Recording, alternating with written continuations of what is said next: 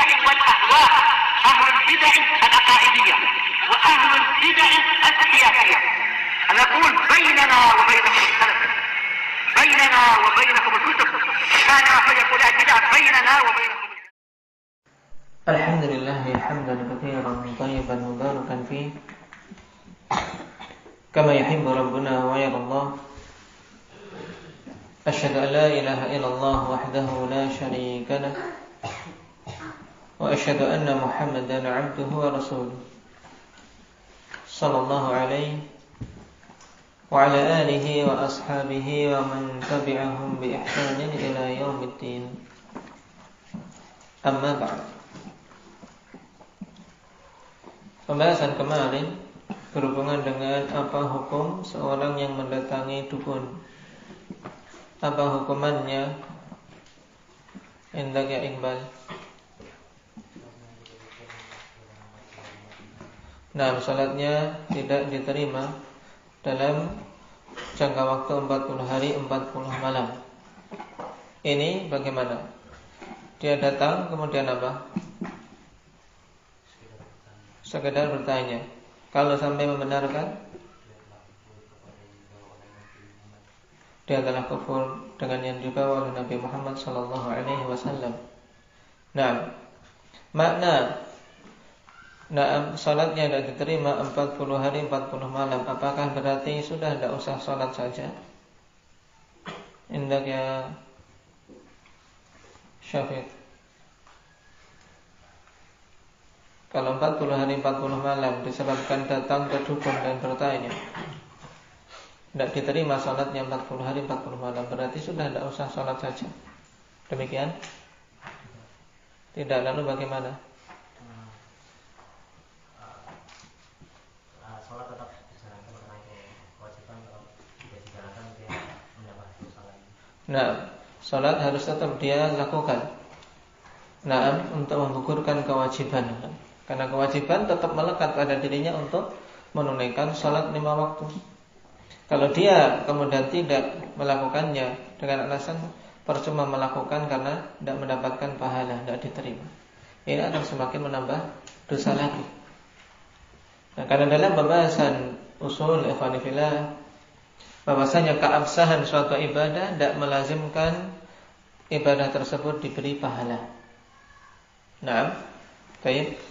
Terkadang suatu ibadah itu sah dilakukan tapi tidak berpahala. Contohnya ini, seorang yang melakukan sholat 5 waktu, memenuhi rukun dan syarat-syaratnya, tapi ternyata dia melakukan perbuatan yang menjadikan tertolaknya amalan tersebut, dalam artian dia tidak diberi pahala, dengan dia mendatangi dukun dan bertanya, yang zaman sekarang dinamakan orang pintar ngapusi.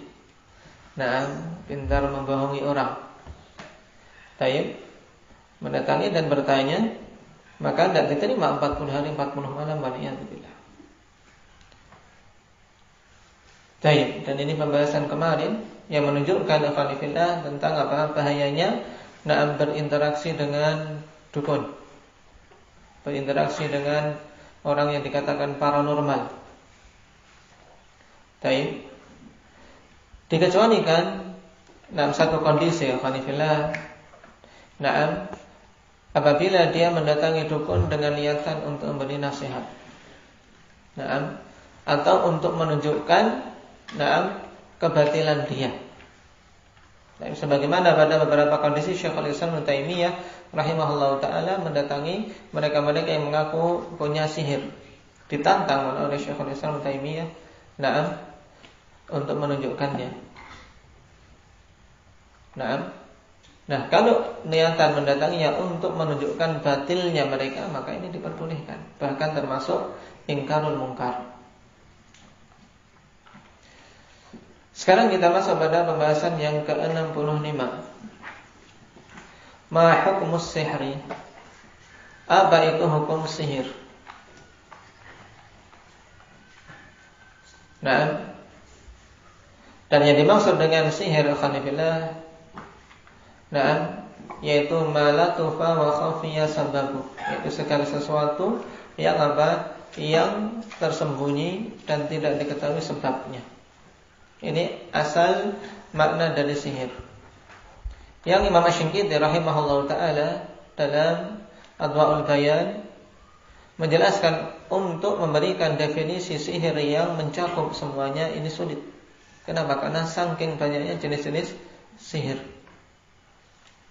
Nah, dan kita semua insyaallah taala mengetahui. Nah, sihir yang dimaksud di sini.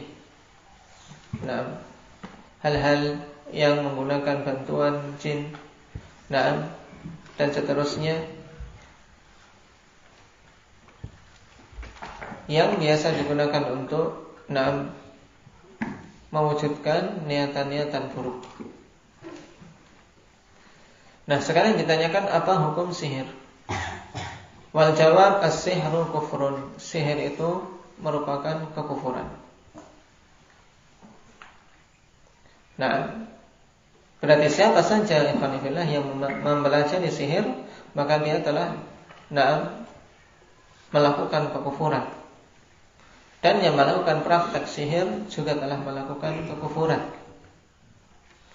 Cuman sihir yang dimaksud di sini ikhwanifillah, yaitu sihir yang hakiki. Bukan sekadar sihir yang diakibatkan oleh gerakan-gerakan yang cepat. Bukan gerakan-gerakan yang cepat. Karena sebagian manusia menganggap itu sihir yang dalam istilah kita sulap. Ya. Sulap yaitu karena sebagiannya tukang sulap afanifillah itu memang cuma nipu. Dalam artian karena gerakan cepat, ya kecepatan gerak sehingga seakan-akan berubah, padahal sudah dipersiapkan semuanya dalam bajunya. Nah, kalau tanpa menggunakan bantuan jin, bantuan syaitan, maka ini tidak sampai derajat kufur, tapi itu adalah kedustaan. Nah, itu kedustaan.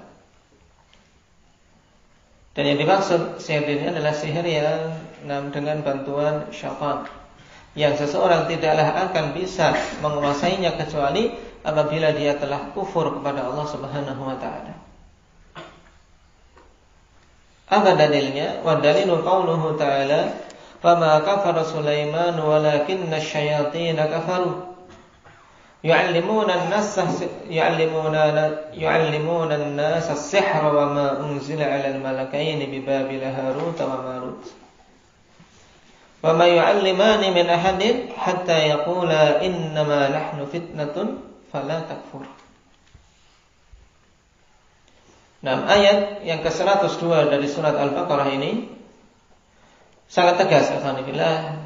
Nah, menunjukkan bahwasanya tidaklah seseorang mempelajari sihir kecuali dia harus kufur terlebih dahulu. Nah, itu syaratnya untuk bisa menguasai sihir. Allah berfirman, "Wa ma kafara Sulaiman," dan tidaklah Sulaiman itu kufur. Walakinna syayatin kafaru, akan tapi syaitan-syaitan itulah yang kufur. Yu'allimuna an-nasa as-sihr. Mereka mengajari manusia sihir. Wa ma unzila 'alal malakaini bi Babil Harut wa Marut. Dan apa-apa yang diturunkan kepada kedua malaikat di Babil, yaitu Harut dan Marut. Khilaf yang panjang di kalangan para ulama ahli tafsir tentang tafsir ayat ini, ikhwanifillah, berhubungan dengan Harut dan Marut. Nah, di antara pendapat yang kuat dalam masalah ini bahwasanya Harut dan Marut adalah dua malaikat yang memang Allah Subhanahu wa taala perintahkan untuk menguji manusia dengan sihir. Makanya ketika keduanya mengajari seseorang, tidaklah mengajari seorang pun sampai mengatakan innama nahnu fitnatun fala takfur. Kami ini hanyalah fitnah, hanya ujian untuk kalian. Maka fala takfur, jangan kalian kufur. Nah, jadi mereka sudah memberikan peringatan dulu. Memberikan peringatan dulu. Untuk tidak kufur. Berarti seorang yang ingin selamat ya jangan belajar sihir ini. Ini makna yang disebutkan oleh sebagian mufassirin. Dan di sana ada hikayat-hikayat yang banyak ikhwanillah tentang Harut dan Marut. Cerita-cerita yang maudhu', bahwasanya mereka adalah dua malaikat yang gara-gara terfitnah dengan wanita akhirnya dikeluarkan dari deretan malaikat menjadi apa?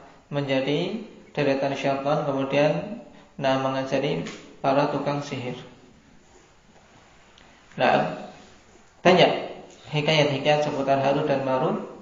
Tapi zahir Al-Quran menunjukkan bahwasanya mereka adalah dua malaikat. Dua malaikat yang memang Allah Subhanahu wa ta'ala tugasi untuk apa? Untuk menguji manusia.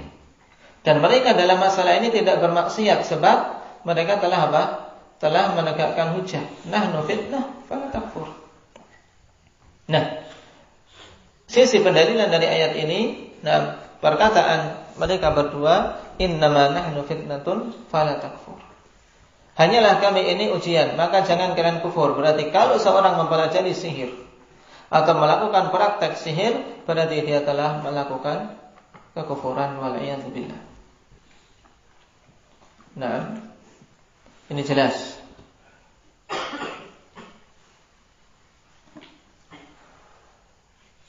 Yang kemudian manusia mempelajari dari keduanya, dari Harut dan Marut, fayata'allamuna minhuma ma yufarriquna bihi bainal mar'i wa zawjihi. Mempelajari di antara bentuk sihir yang sangat banyak digunakan adalah apa? Ma yufarriquna bihi bainal mar'i wa zawjihi, yaitu perkara-perkara yang memisahkan antara seseorang dari apa? Dari pasangannya, memisahkan suami dari istrinya atau istri dari suaminya.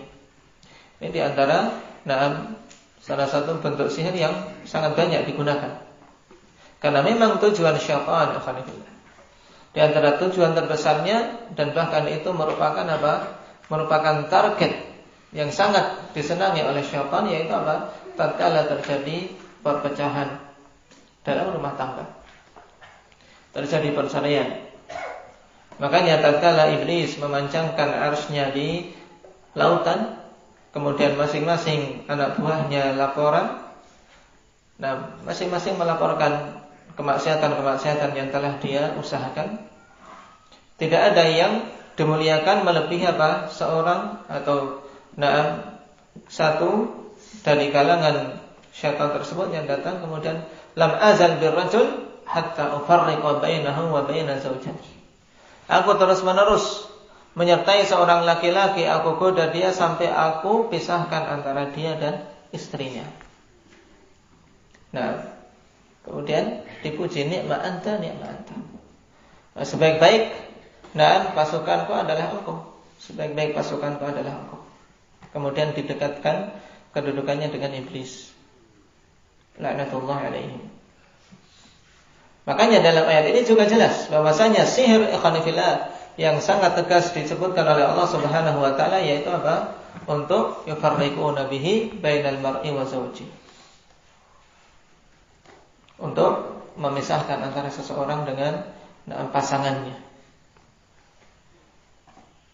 Dan pada ayat di surat Al-Maidah, Allah Subhanahu wa taala telah menegaskan, innama yuridu syaitan ayyuqi'a bainakumul adawata wal baghdha. Hanyalah yang diinginkan oleh syaitan adalah untuk menimbulkan permusuhan dan saling membenci. Permusuhan dan saling membenci. Oleh karena itulah namimah ikhwanifillah disebut dengan sihir. Taib namimah termasuk dalam disebut dengan sihir. Karena apa? Karena dia bisa mengubah seorang yang asalnya mereka bersaudara, saling mencintai karena Allah, kemudian gara-gara namimah ini orang yang suka mengadu domba, tiba-tiba saling membenci, saling bermusuhan.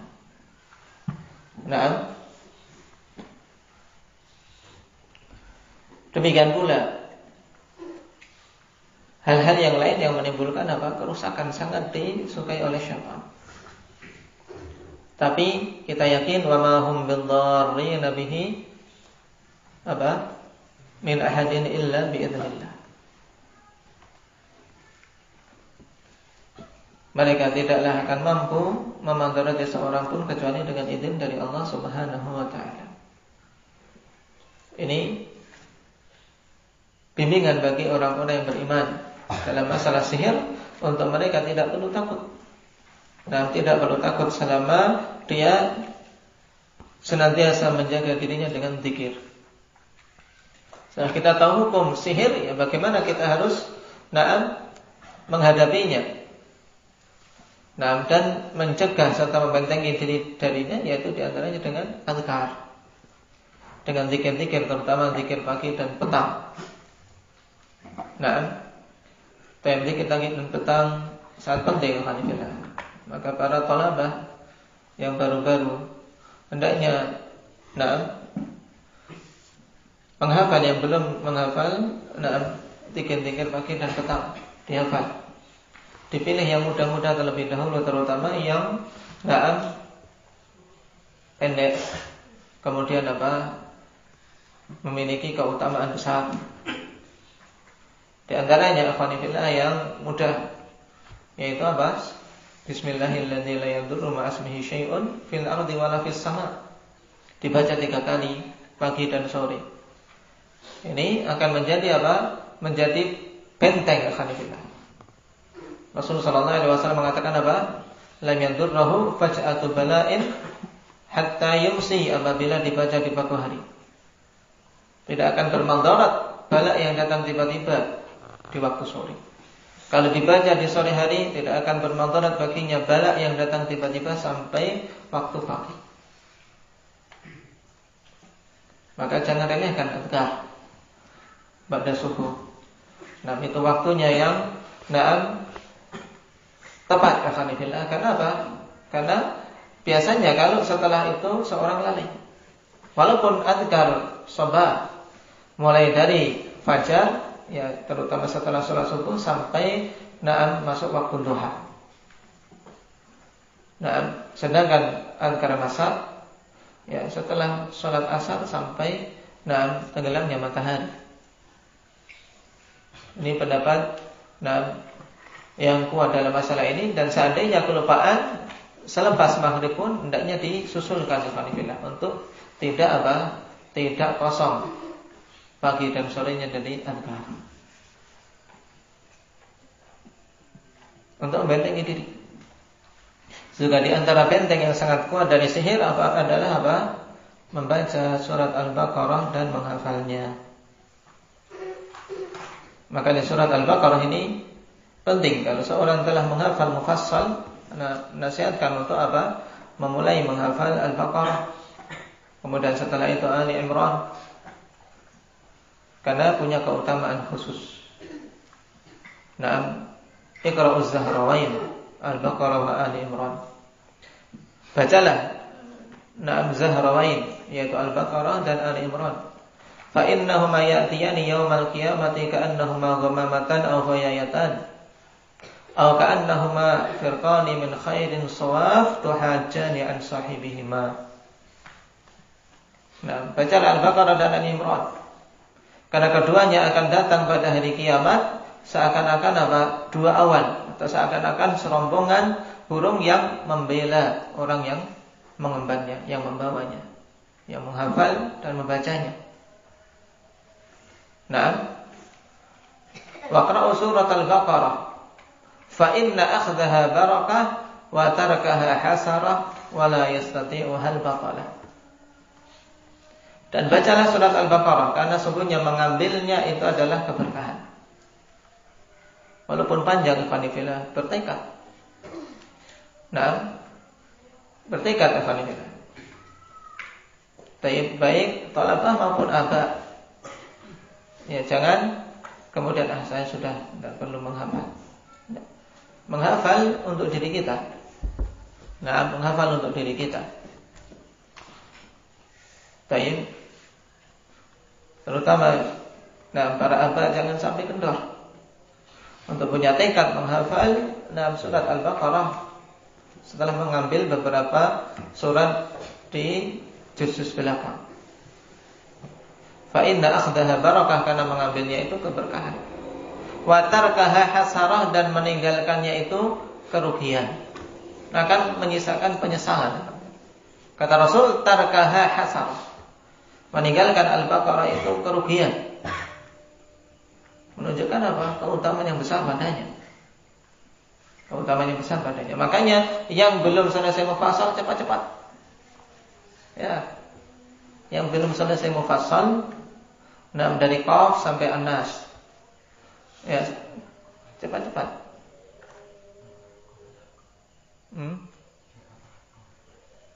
Mufassal dari apa? Dari Qaf. Nah, dari Qaf sampai An-Nas. Nah, tayyib, yang mufassal terbagi menjadi 3, yaitu apa? Tul mufassal, yaitu Qaf sampai apa? Al-Mursalat. Kemudian apa? Wasatul mufassal dari Amma sampai apa? Al-Lail. Kemudian Qisarul mufassal dari An-Duha sampai An-Nas. Nah, ini yang banyak dibaca dalam salat. Sunnah dalam salat maghrib apa? Yang dibaca dari Qisarul mufassal. Ya, kebanyakan Rasul sallallahu alaihi wasallam membaca dari Qisarul mufassal. Nah, yaitu dari An-Duha sampai An-Nas. Tapi terkadang-kadang mengambil dari yang lain. Adapun salat Isya diambil dari wasatul mufassal, pertengahan, yaitu dari apa tadi? An-Naba sampai Al-Lail. Kemudian tiwalul mufassal dari Qaf sampai Mursalat. Nah, Tapi biasanya untuk memudahkan dalam artian ketika menghafal sehingga lengkap 5 juz, yang mengambil dari apa? Ahqaf. Dari Ahqaf ambil 5 juz belakang, kemudian apa? Ambil depan. Jangan sampai kita merugi. Seandainya seseorang tiba-tiba ada halangan, belum mampu menyelesaikan Al-Quran, tapi dia sudah mengambil hal yang utama.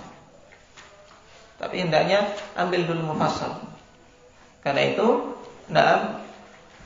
biasanya akan memudahkan kita, karena itu yang kita senang untuk dibaca dalam Al-Quran dan sering dibaca dalam salat.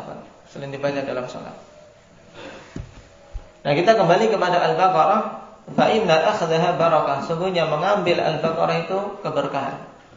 Wa tarkaha hasarah, dan meninggalkannya merupakan penyesalan.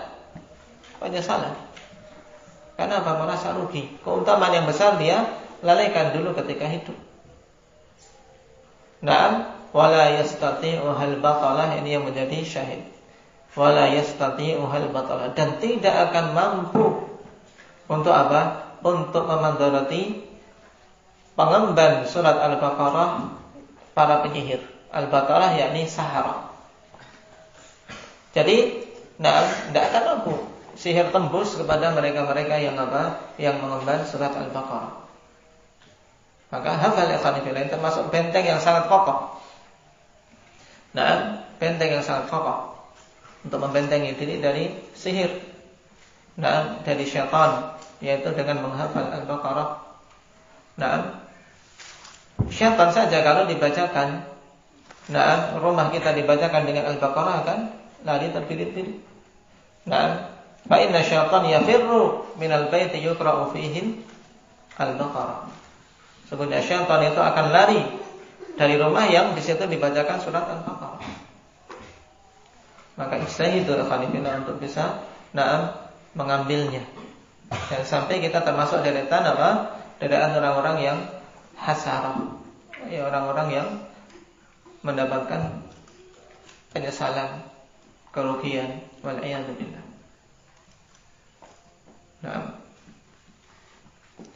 Adapun penjelasan secara rinci tentang sihir dulu telah kita lewati alhamdulillah dalam pembahasan Nawaqidul Islam. Karena sihir termasuk pembatal keislaman, jenis-jenisnya secara global kita telah mempelajarinya di sana. Nah, mungkin insyaallah pada pertemuan yang akan datang kita murajaah, maka antum murajaah dulu Nah, pembahasan sihir tersebut sehingga nyambung. Sehingga nyambung. Agar apa? Tidak semua materi akhirnya menjadi baru. Padahal sudah diulang-ulang dulu tapi seakan-akan baru terus. Kenapa? Karena yang dulu tidak dilihat kembali. Nah, yang tidak dilihat kembali. Baik. Apalagi yang tidak memiliki catatan, semuanya baru. Walaupun bertahun-tahun, bertahun-tahun tidak punya catatan, tidak punya kitab, semuanya akhirnya menjadi baru.